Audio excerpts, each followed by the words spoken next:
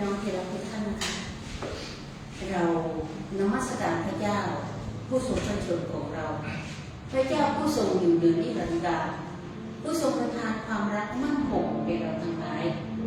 พระองค์ทรงบรรจุความรักของพระองค์เราจะใช้ลิ้นนมัสการพระองค์จากภายในวิญญาณจิตของเราด้วยความจริงนมัสการพระเจ้าพระองค์ทรงเป็นพระเจ้าผู้ทรงฤทธาเราจะร้องสรรเสริญโฆษณาพระองค์เราจะสรรเสริญชื่นชมยินดีต่อพระพักตร์ของพระเจ้าฮาเลลูยาสรรเสริญพระเจ้าเอเมนฮาเลลูยา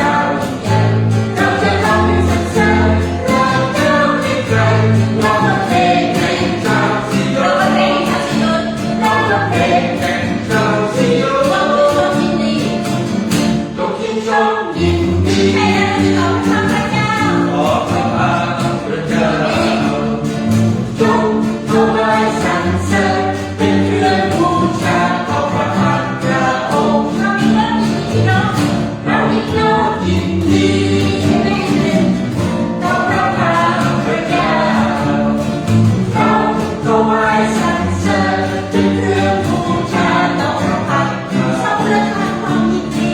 ทรงประทานความยินดี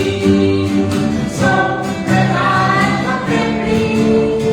ทรงประทานบทเพลงเป็นความยินดีต่อพระพักตร์พระองค์ทรงประทานความยินดีต่อพระพักตร์ของเราทรงประทานบทเพลงเป็นความยินดีและใจยกให้ชมยินดียกให้ชมยินดีเอเมนเรายินดีต่อพระเจ้าจงถวายสรรเสริญเป็นเครื่องบูชาต่อพระพักตร์พระองค์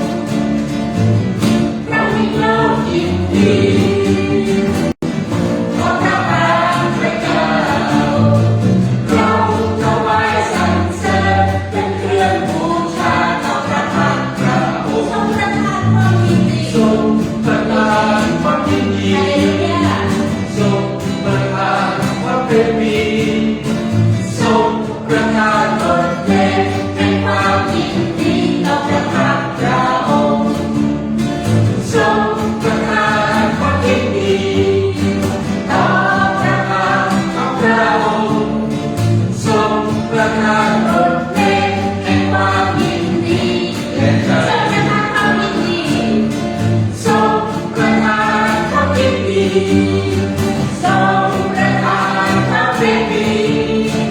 ทรงประทานบทเพลง เป็นความยินดีต่อพระพักตร์พระองค์ ทรงประทานความยินดีต่อพระพักตร์ของพระองค์ทรงประทานบทเพลงเป็นความยินดี ทรงประทานบทเพลงเป็นความยินดีและชัยชนะ ทรงประทานบทเพลง เป็นความยินดีและใจทรงประทานบทเพลงเอเมน ทรงประทานบทเพลง เป็นความยินดี และใจจะรัก ฮาเลลูยาเอเมนสรรเสริญพระเจ้าผู้ทรงประทานพระองค์เองบนไม้กางเขนประทานให้เรามีชัยชนะเหนือความตายพระเจ้าจิตวิญญาณของข้าจะร้องสาธุการแด่พระเจ้าพระองค์ทรงบริสุทธิ์พระนามประเสริฐยิ่งใหญ่สูงสุดพระนามบริสุทธิ์ทรงดำรงอยู่เหนือสถานการณ์ทุกสิ่งทุกอย่างเราจะสรรเสริญพระนามอันยิ่งใหญ่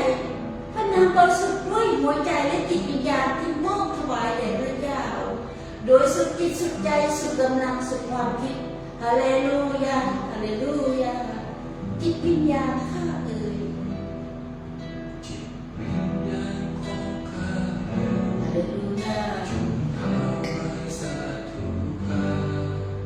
พระนามของพระเยซูบริสุทธิ์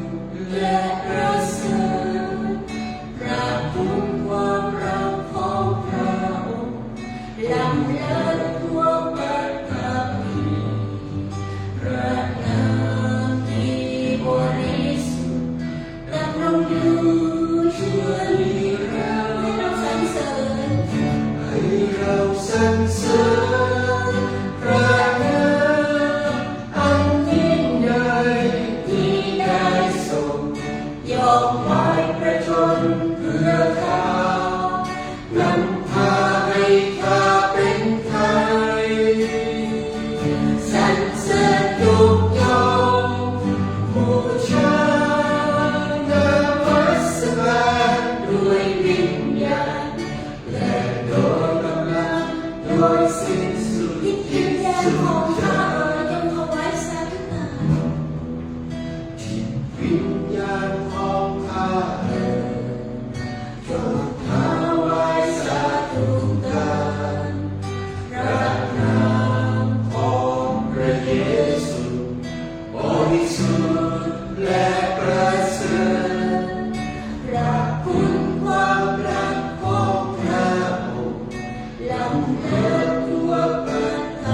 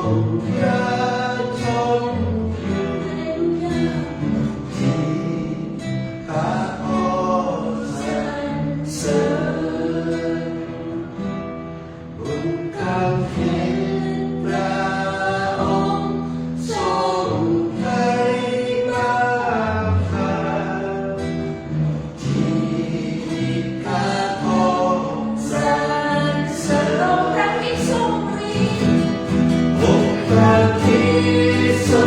ทธิที่จิตฟ้ากรณาข้าขอ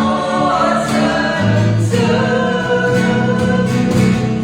ข้ายินดีเสรี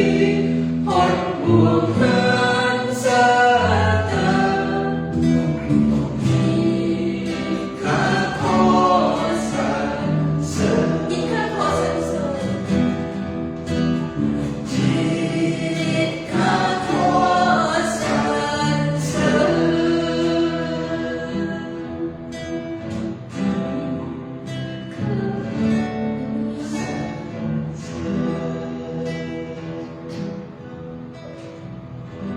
ฮาเลลูยาสรรเสริญพระเจ้าวันนี้ข้าแต่พระเจ้าโดยพระโลหิตประเสริฐของพระองค์นำข้าพระองค์เข้ามาอยู่ต่อพระพักตร์ของเราอยู่ในพระนิเวศสถานบริสุทธิ์วิสุทธิ์ข้างใน เข้าไปสถานบริสุทธิ์ ฮาเลลูยา ด้วยฤทธิ์แห่งพระนามและพระ ใช่แล้วเราเข้ามาเพื่อนมัสการยกย่องเทิดทูนพระองค์ นามัสการข้าเข้ามาเพื่อจะถวาย เข้าในสถานบริสุทธิ์ ข้าเข้าในสถานบริสุทธิ์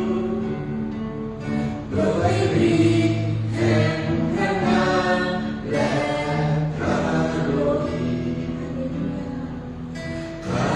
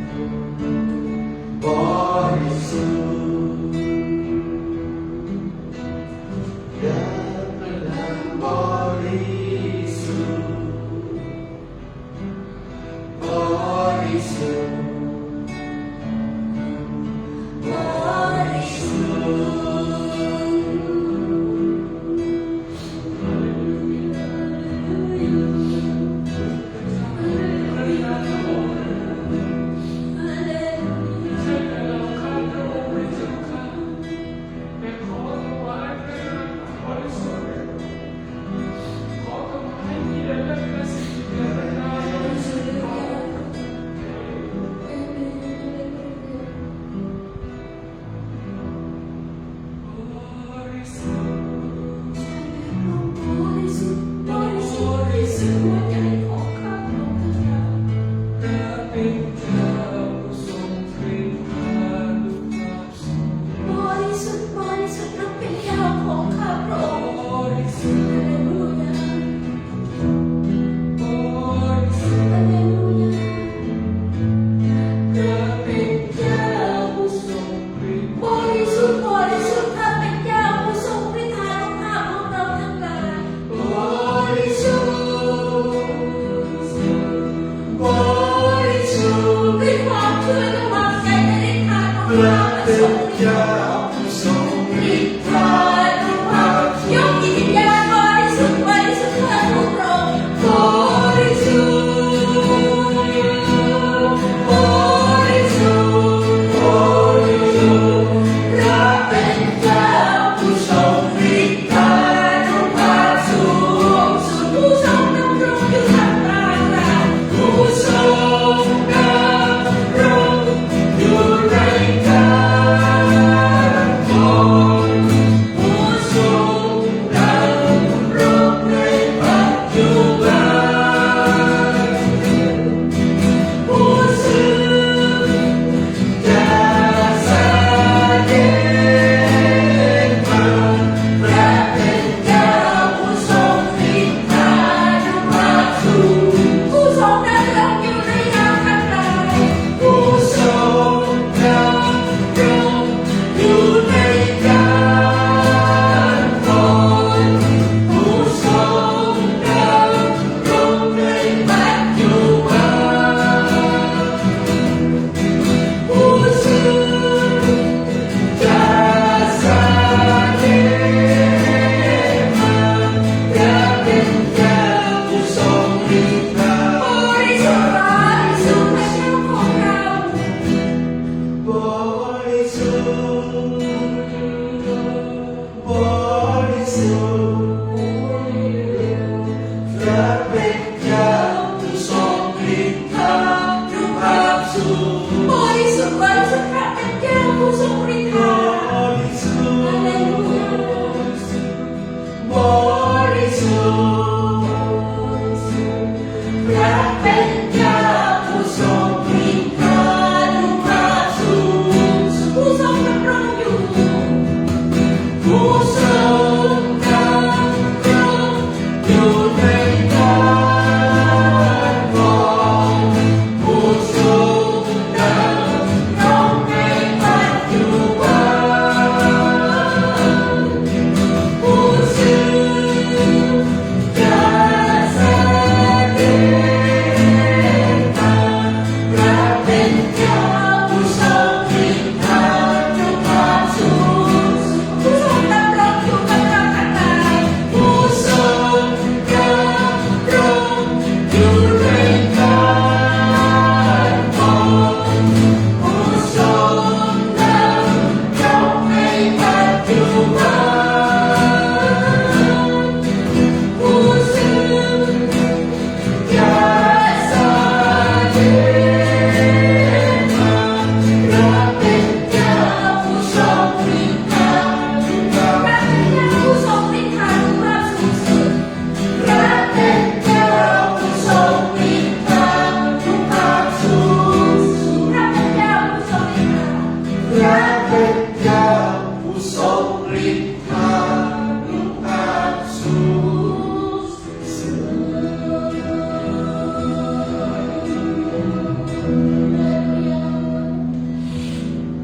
ฮาเลลูยา